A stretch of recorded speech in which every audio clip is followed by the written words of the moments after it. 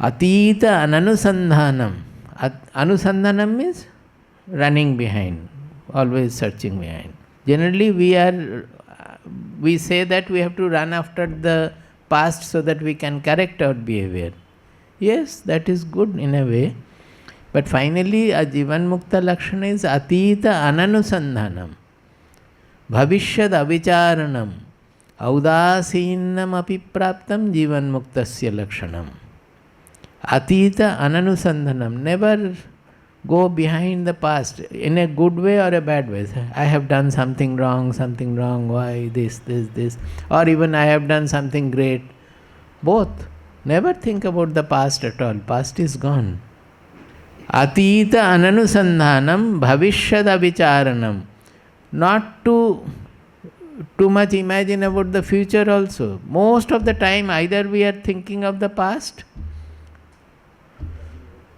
indulging in the past, or indulging in the future. ये करना है, वो करना है, वहाँ जब जाएंगे तब तो बेटी नहीं होगी, तो वहाँ जाके क्या फ़ायदा है, अब जब वहाँ है तो यहाँ करते हैं, वहाँ फिर स्वामी जी आ गए, जा नहीं सकते हैं, क्या होगा, नहीं पहले से ही तो ठीक कर लिए थे, अब क्या करेंगे, ये इस साइड भी नहीं कर रहे, वो getting worried and worried. Do whatever you feel like. Simply do. If you by thinking and deciding about the future. So bhavishyad avicharanam means never loiter in the imaginary future, never indulge in the imaginary future. उसके विचार ज़्यादा कुछ नहीं करने का है, रहना है प्रेजेंट में, जो आता है करते जाना है. Whatever comes, go on doing. In what form? Audasinyam api praptam. In the present, what will be our mind state? That audasinya. Audasinya, we often say that in Hindi, what do we say? Udasina? Dispassion we say. Udasinta. Actually, it is not so. It is ut asina is udasina. Ut asina is udasina. Ut asina means very elevated, seated in a very elevated state. Now, when you are seated in a very elevated state, you appear to be dispassionate. Is it not? So, the udasina we use, udasina, udasi ban gaya hai, udasi ban. But we use in a very broad sense there. Truly speaking, udasi matlab, udasin matlab, who is seated in a very high, elevated, lofty seated, where the mind is not affected by chota things happening around and all. They don't take anything so seriously. These three, not to repent or be proud of the past, not to think about the past at all, running behind the past, not to indulge in the imaginary future, imagining the future, this way, that way. Jo aayega, it is in its own manner, it will come. Why worry about that? Worry or desireful. We go on imagining desirefully also. वो जो unfold होने का है वो unfold होगा, उसके लिए इतना चिंता करने की. Whatever has to be come, it will automatically unfold. Sometimes we say, even when people want to come to the ashram, I have always advised, nobody listens to that. Don't decide and come like that. You don't have to take a decision. If you are spiritual, let it grow automatically. You will arrive in the ashram also automatically. It will happen. You don't have to decide or think or anything, you will come.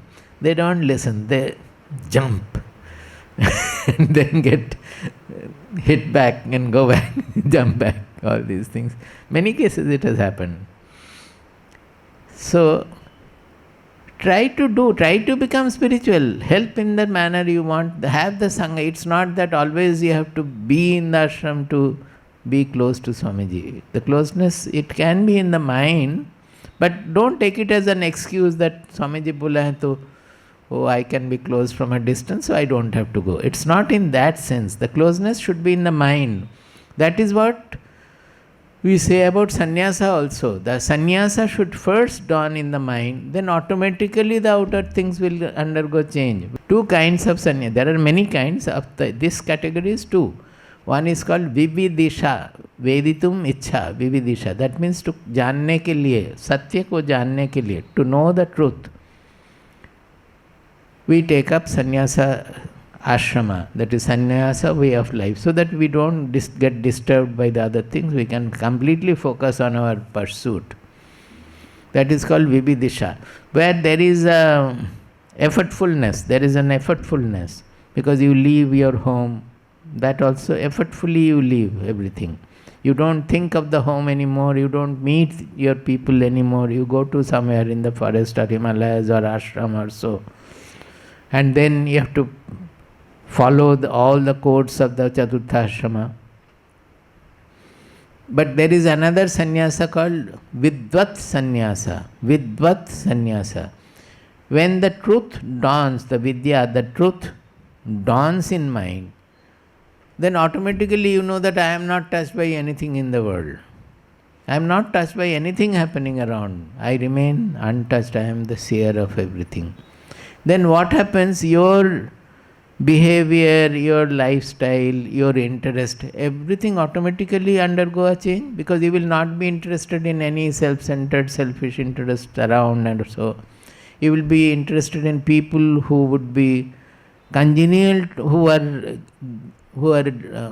are interested in this kind of a lifestyle and all. For them you will be available. So it automatically takes to a sort of a sannyasa life. It may not be always changing into Garva, but it will be an exclusive spiritual life, like Ramakrishna Dev or Sri Aurobindo and all. Their life was sannyasa life only, but they officially did not take to a dress or a shaving their head or anything like that. So it takes place naturally. That is the sannyasa or naishkarmya, we said. All these are internal states.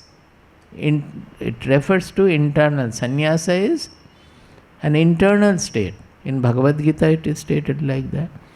So when internally the growth takes place, automatically the outside will undergo. It will take some time to undergo the change. Finally it will change.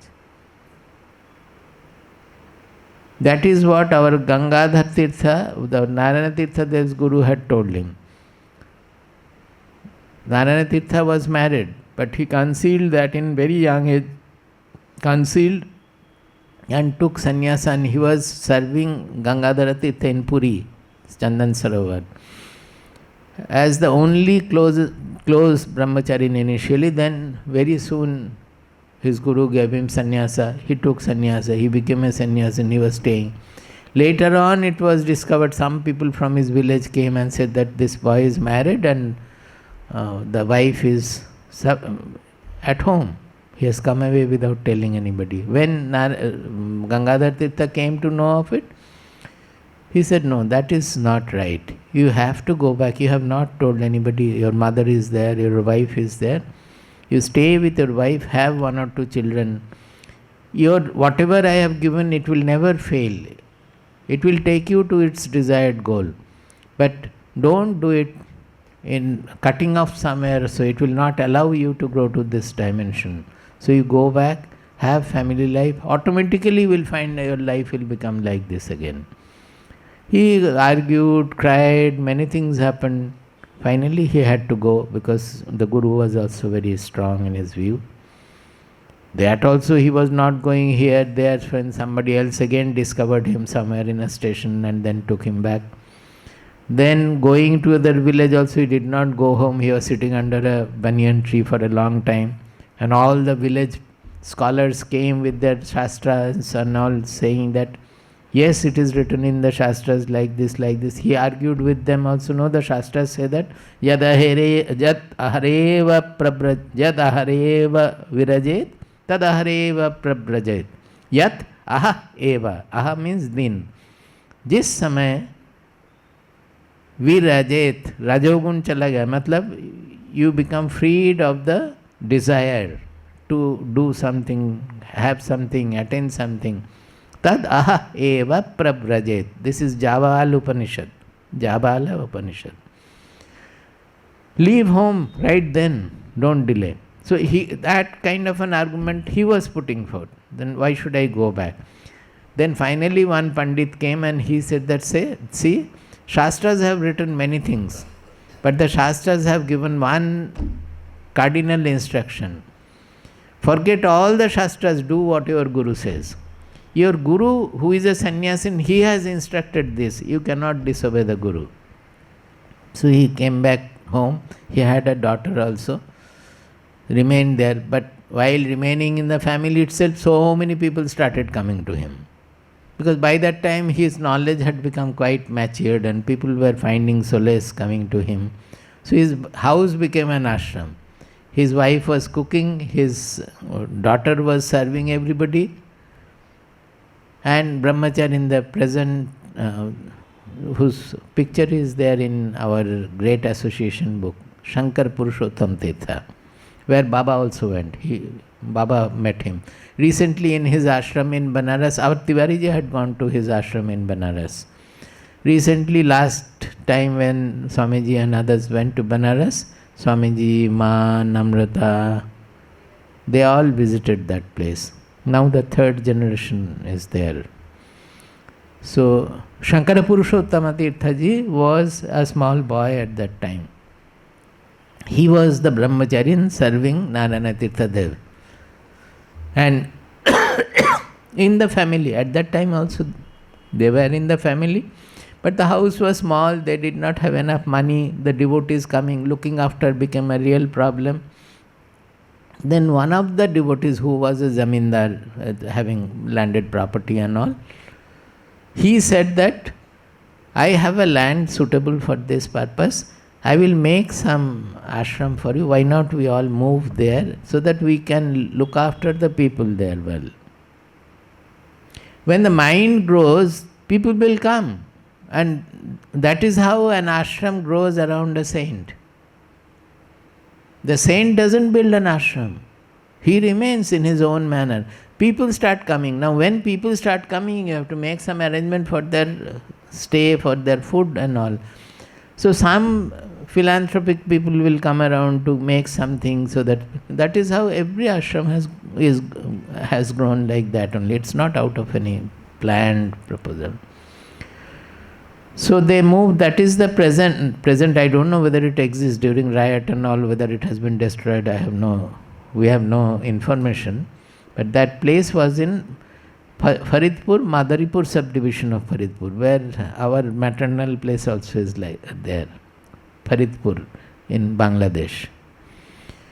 That mutt was named Jnana Sadhana Mutt. Jnana Sadhana Mutt.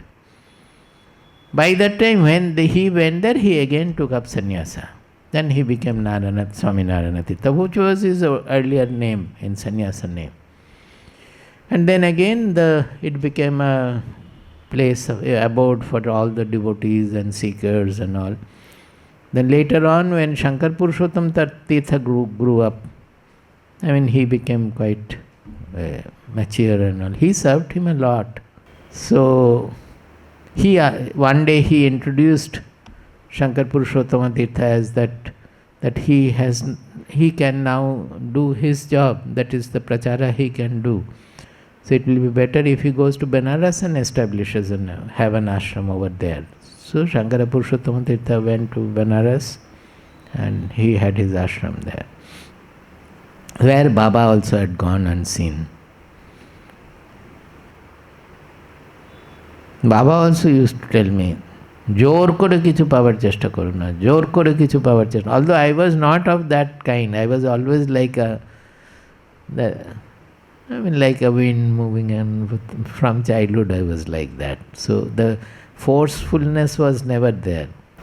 It all takes place when the sannyasa takes place. Here I quoted this story only to say that Narayana Tirtha Dev was told by his guru that everything everything will be fine, you will not lose anything, whatever I have given you, it will automatically blossom into a flower. But you allow the natural things to happen in the natural manner. Don't try to force anything that will obstruct.